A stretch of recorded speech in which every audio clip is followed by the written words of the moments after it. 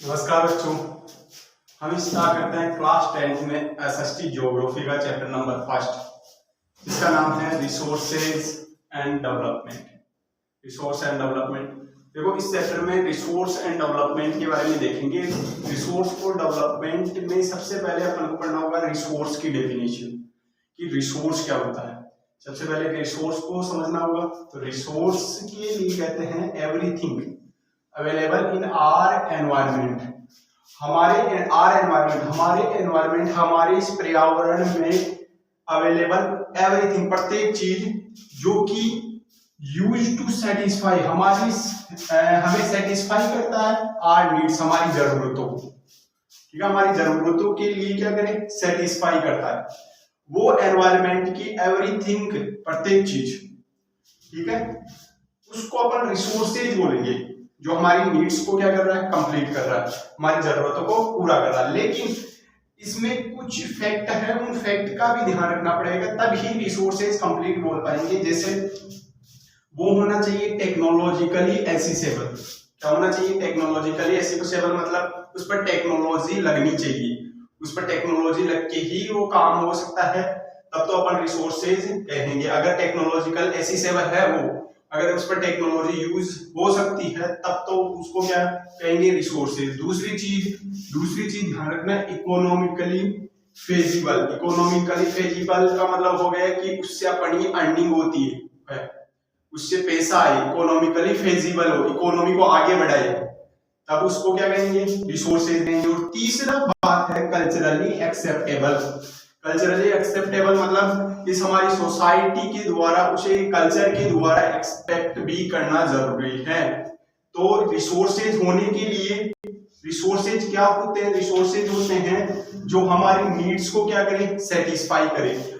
और इस एनवायरमेंट के अंदर, हमारी इस एनवायरमेंट की वो प्रत्येक चीज जो हमारी नीड्स को सेटिस्फाई कर रही है वो रिसोर्सेज है। लेकिन ये 3 पॉइंट भी ध्यान रखना जरूरी है कि वो टेक्नोलॉजिकल एसेसिबल, इकोनॉमिकली फेजिबल और कल्चरली एक्सेप्टेबल होना चाहिए। उसके बाद में अपन देखते हैं टाइप्स ऑफ रिसोर्सेज या क्लासिफिकेशन ऑफ रिसोर्सेज, कि रिसोर्सेज को कितनी पार्ट में क्लासिफाइड किया गया है।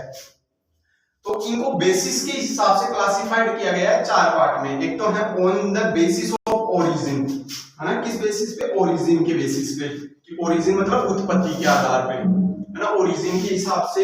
एक तो एक पार्ट में इसमें क्लासिफाइड किया गया है। अब ओरिजिन के हिसाब से 2 पार्ट है, एक तो बायोटिक, एक एबायोटिक। बायोटिक मतलब जो लिविंग थिंग्स होते हैं, जीव जंतु, ठीक है, भले वो फ्लोरा हो या फियोना हो, भले वो बर्ड्स वगैरह, एनिमल्स वगैरह या कुछ भी हो, वो क्या होने चाहिए, लिविंग थिंग्स होने चाहिए, उसे बोलेंगे बायोटिक। एबायोटिक होता है नॉन लिविंग थिंग्स, निर्जीव चीज जिनमें जान ना हो, है ना, वो एबायोटिक होता है। तो on the basis of origin के हिसाब से 2 पार्ट में क्लासिफाइड किया गया। फर्स्ट पार्ट बायोटिक और सेकंड पार्ट एबायोटिक। दूसरा रिसोर्सेज का बेस है एग्जॉस्टिबिलिटी के हिसाब से। दूसरा जो बेस बनाया गया है वो किसके हिसाब से, एग्जॉस्टिबिलिटी के हिसाब से। एग्जॉस्टिबिलिटी के हिसाब से है रिन्यूएबल और नॉन रिन्यूएबल। रिन्यूएबल और नॉन रिन्यूएबल ये 2 पार्ट में क्लासिफाइड किया गया है। रिन्यूएबल जिसको वापस अपन रिन्यूड या रिप्लेस कर सकते हैं, कोई भी थिंग्स जिसको रिन्यूड और रिप्लेस कर सकते हैं वो रिन्यूएबल, और नॉन रिन्यूएबल जिसको रिन्यू और रिप्लेस नहीं कर सकते। तो एग्जॉस्टिबिलिटी के हिसाब से 2 पार्ट, रिन्यूएबल और नॉन रिन्यूएबल। तीसरा बेसिस बनाया गया है ओनरशिप। ओनरशिप का मतलब हो गया कि मालिक कौन है, उसका ओनर कौन है। कोई इंडिविजुअल पर्सन है, कोई कम्युनिटी है, या नेशन है, या पूरा इंटरनेशन है। ठीक है, तो ओनरशिप मालिक के हिसाब से 4 बेस में क्लासिफाइड किया गया। इंडिविजुअल मतलब प्राइवेट पर्सन, कोई किसी इंडिविजुअल प्राइवेट आदमी का जो रिसोर्सेज है वो इंडिविजुअल रिसोर्सेज होंगे। कम्युनिटी मतलब किसी प्राइवेट आदमी का नहीं, पूरी कम्युनिटी का हो, ठीक है, पूरी 2 या 2 से अधिक लोगों का या पूरी कम्युनिटी का जो होता है रिसोर्सेज, वो कम्युनिटी रिसोर्सेज। नेशनल मतलब किसी इंडिविजुअल देश का हो, जैसे अपने इंडिया के जितने भी रिसोर्सेज हो गए वो अपने नेशनल रिसोर्सेज होंगे। वो अपनी झरिया की खान, रानीगंज की खान, वो जो सारी खाने हैं वो नेशनल रिसोर्सेज में आएगी। उसके बाद में इंटरनेशनल रिसोर्सेज होते हैं कि दो या दो से अधिक देशों पर उसका अधिकार हो उन रिसोर्सेज को। किसी एक देश का है तब तो नेशनल है, लेकिन दो या दो से अधिक देशों का उस पर अधिकार है तो वो इंटरनेशनल की श्रेणी में आता है। ये बेसिस हो गया ओनरशिप। अब इसके अगला बेसिस है स्टेटस ऑफ डेवलपमेंट, कि डेवलपमेंट के स्टेटस के हिसाब से, डेवलपमेंट के स्टेटस के हिसाब से पहला पोटेंशियल। पोटेंशियल का मतलब हो गया कि वहां पर संभावना है, यानी अभी तक उन रिसोर्सेज का यूज नहीं किए हैं, वो सिर्फ पड़े हैं और संभावना है कि वहां पर रिसोर्सेज मिल सकते हैं, वो पोटेंशियल है। डेवलप्ड स्टॉक मतलब है कि उन रिसोर्सेज का यूज अपन डेवलपिंग के लिए कर रहे हैं, विकास करने के लिए यूज कर रहे हैं, वो डेवलप्ड स्टॉक होते हैं।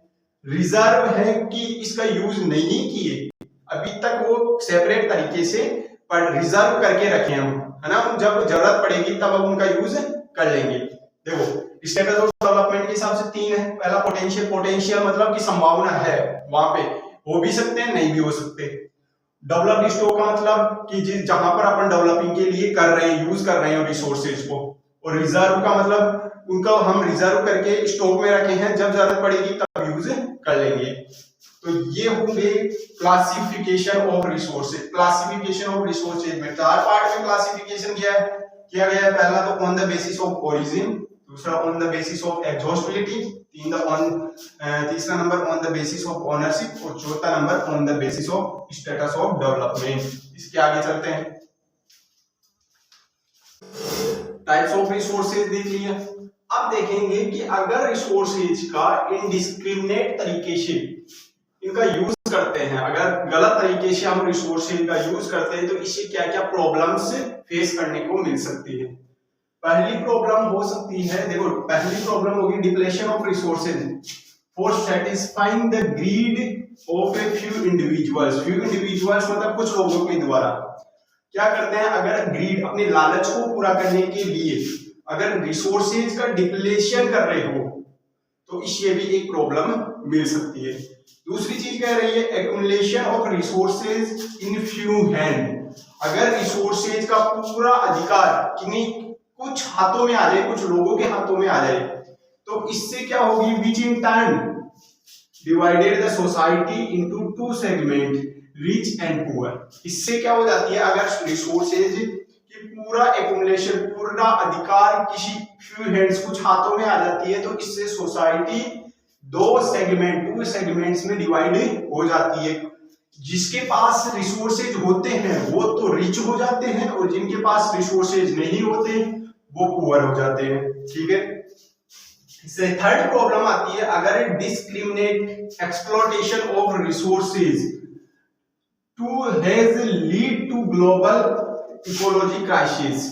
अगर हम इनडिस्क्रिमिनेट तरीके से रिसोर्सेज को एक्सप्लॉइट करते हैं, अगर उनका दोहन करते हैं, रिसोर्सेज का ज्यादा अगर दोहन एक्सप्लॉइट कर रहे हैं इनडिस्क्रिमिनेट तरीके से, तो इससे कुछ इकोलॉजिकल क्राइसिस देखने को मिल सकता है। क्या क्या देखने को मिल सकता है, इससे ग्लोबल वार्मिंग बढ़ सकती है, ओजोन लेयर डिप्लेशन हो सकता है, इसके अलावा एनवायरमेंटल पॉल्यूशन हो सकता है, इसके अलावा लैंड डिग्रेडेशन हो सकता है। समझ में आ रहा? देखो अगर रिसोर्सेज का इनडिस्क्रिमिनेट तरीके से कोई यूज करता है तो इससे कुछ प्रॉब्लम देखने को मिल सकती है। पहली प्रॉब्लम है डिप्लेशन ऑफ रिसोर्सेज। अगर रिसोर्सेज का हम डिप्लेशन कर रहे हैं और वो भी किस लिए, अपनी ग्रीड, अपने लालच के लिए, है ना, तो उससे प्रॉब्लम आएगी। दूसरी, इससे अगर रिसोर्सेज कुछ लोगों के हाथों में आ जाता है तो इससे सोसाइटी क्या हो जाती है, डिवाइड हो जाती है टू सेगमेंट्स में, पुअर एंड रिच, है ना, दो सेगमेंट्स में। जिनके पास ये रिसोर्सेज होते हैं वो तो रिच हो जाते हैं और जिनके पास ये रिसोर्सेज नहीं होते वो पुअर हो जाते हैं। तीसरा है अगर इनडिस्क्रिमिनेट तरीके से हम रिसोर्सेज को एक्सप्लॉइट करते हैं तो इससे ग्लोबल इकोलॉजी क्राइसिस देखने को मिलता है। क्या क्या क्राइसिस देखने को मिलता है, इससे ग्लोबल वार्मिंग बढ़ सकती है, ओजोन लेयर डिप्लेशन हो सकता है। ठीक है, ओजोन लेयर डिप्लेशन मतलब ओजोन लेयर के अंदर होल होना, है ना, छेद हो जाना। एनवायरमेंटल पॉल्यूशन भी बढ़ सकता है, लैंड डिग्रेडेशन भी हो सकता है। लैंड डिग्रेडेशन का मतलब होता है मृदा, है ना, भूमि अपरदन, है ना, भूमि अपरदन, लैंड डिग्रेडेशन जैसी क्राइसिस भी देखने को मिल सकती है। इसके आगे चलते हैं।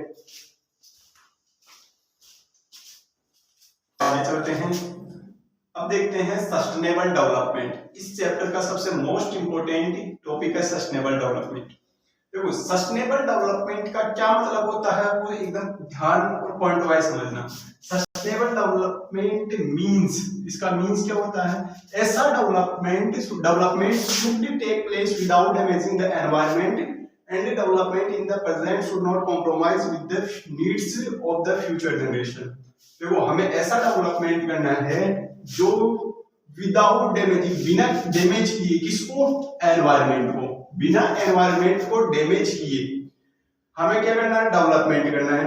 इसके साथ एक चीज और ध्यान रखना है, present should not compromise with the needs of future generation. Future generation की नीड्स के साथ भी कॉम्प्रोमाइज नहीं करना है। मतलब ऐसा नहीं है कि रिसोर्सेज का इस जनरेशन वाले ही पूरा खत्म कर दे, उनको लूट लाट के इसी जनरेशन में खत्म कर दे, फ्यूचर जनरेशन का ध्यान ही नहीं रखे, तो ऐसा भी नहीं करना।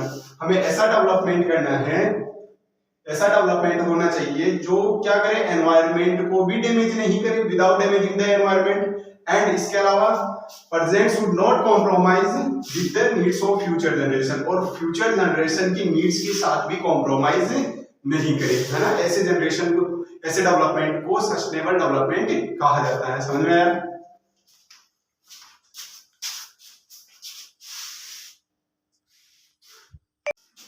चलो सस्टेनेबल डेवलपमेंट के आगे चलते हैं। अब देखेंगे रियो डी जेनेरो अर्थ समिट। ये भी बहुत इंपॉर्टेंट टॉपिक है। रियो डी जेनेरो अर्थ समिट के बारे में पूछ लेता है एग्जाम में। रियो डी जेनेरो अर्थ समिट, देखो पहले तो ध्यान रखना, ये एक समिट था, ये इंटरनेशनल समिट था, इसमें बहुत सारे देश, बहुत सारे कंट्रीज पार्टिसिपेट की थी। तो ये हुआ कब, जून 1992 को, 1992 को ये रियो डी जेनेरो अर्थ समिट हुआ था, जून 1992। इसके अंदर 100 से भी ज्यादा स्टेट, 100 से भी ज्यादा देश क्या हुए थे, पार्टिसिपेट किए थे।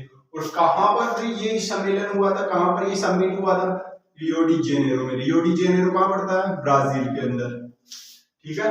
और ये जो था, ये फर्स्ट इंटरनेशनल अर्थ समिट था। इससे पहले कोई इंटरनेशनल अर्थ समिट नहीं हुआ था, फर्स्ट नंबर का इंटरनेशनल अर्थ समिट था। तो ध्यान रखना आपको रियो डी जेनेरो समिट के बारे में, क्या कब हुआ, जून 1992। More than 100 state, 100 heads of state, 100 से भी ज्यादा देश इस समिट के अंदर पार्टिसिपेट किए थे। इसके अलावा ये हुआ कहां, रियो डी जेनेरो में। रियो डी जेनेरो कहां पड़ता है, ब्राजील में। और ये क्या था, फर्स्ट इंटरनेशनल अर्थ समिट, ठीक है। अब आगे चलते हैं, इसी रियो डी जेनेरो में अर्थ समिट में 21 कुछ ऐसे टॉपिक्स थे जिस पर सभी देशों को ध्यान देना जरूरी था। तो उन 21 टॉपिक्स की लिस्ट को बोला जाता है एजेंडा 21। इसमें 21 ऐसी बातें थी जिसको सारे देश मिलके सॉल्व करना होता था इनको। तो इसमें एजेंडा 21 भी एक अच्छा टॉपिक बन जाता है इसी के अंदर। तो इसमें कुछ डिक्लेरेशन हुए, क्या क्या डिक्लेरेशन हुए, है ना, इसमें कुछ बातें हुई। अच्छा, इस डिक्लेरेशन के अंदर जो पूरे वर्ल्ड के लीडर आए थे, पूरे वर्ल्ड के जो नेशन थे, 100 से भी ज्यादा देश के जो लीडर, वर्ल्ड लीडर्स थे, इसके अंदर पार्टिसिपेट किए थे। और कब पार्टिसिपेट किए थे, 1992 के अंदर। अच्छा, इसके अंदर एक, ठीक है, एक United Nation conference on environmental and development, UNCED, ये एक संस्था भी पार्टिसिपेट की थी, ठीक है। इसके अलावा ये हुआ कहां था, रियो डी जेनेरो, ब्राजील के अंदर। ये सेम यही है, रियो डी जेनेरो अर्थ समिट, बस इसके अंदर ही एजेंडा 21 रखा गया। तो एजेंडा 21 अलग से भी आ सकता है, अलग से आ जाए, उसके बारे में ये पॉइंट लिख देना। इसके अलावा इसके अंदर कुछ टॉपिक्स को अचीव करने और उनको रिफॉर्म करने की बातें की गई। कौन कौन से टॉपिक, जैसे कोई एनवायरमेंटल डैमेज, कोई एनवायरमेंटल डैमेज मतलब पेड़ों को काटा जा रहा है कहीं पर, या पॉल्यूशन फैल रहा है, तो उसका ध्यान रखने और उस पर डिस्कशन की गई। इसके अलावा पॉवर्टी, गरीबी पर। इसके अलावा global cooperation on common interest, ठीक है। एक ग्लोबल कोऑपरेशन का मतलब हो गया कि ग्लोबल लेवल पर व्यवसाय करने और सबके इंटरेस्ट के लिए बातें की गई। और म्यूचुअल नीड्स, एक म्यूचुअल नीड्स जिसमें क्लोज, शेल्टर, है ना, ये चीजें आती है, ये म्यूचुअल नीड्स के लिए इसमें टोटल 21 चीजों की बातें हुई, ठीक है। तो दोबारा देखना, रियो डी जेनेरो अर्थ समिट कहां पर, जून 1990, कब हुआ, जून 1992 में। इसमें 100 से भी ज्यादा देश इसमें पार्टिसिपेट किए थे और ये हुआ कहाँ था? रियो डी जेनेरो, ब्राजील के अंदर। ये फर्स्ट इंटरनेशनल अर्थ समिट था, इससे पहले कोई इंटरनेशनल अर्थ समिट नहीं हुआ था। इसके अंदर ये एजेंडा 21 रखा गया। एजेंडा 21 के अंदर वर्ल्ड लीडर्स पार्टिसिपेट किए थे और कब? 1992 को। इसमें एक संस्था भी थी, उसका नाम था United Nation conference on environmental and development, UNCD. ये हुआ कहाँ था? रियो डी जेनेरो, ब्राजील के अंदर। इसमें कुछ टॉपिक्स को अचीव और उसमें रिफॉर्म लाने की बातें की गई, जैसे एनवायरमेंटल डैमेज, इसके अलावा poverty, global cooperation on common interest, mutual needs आदि चीजों पर। ठीक है, समझ में आ गया? इसके आगे चलते हैं।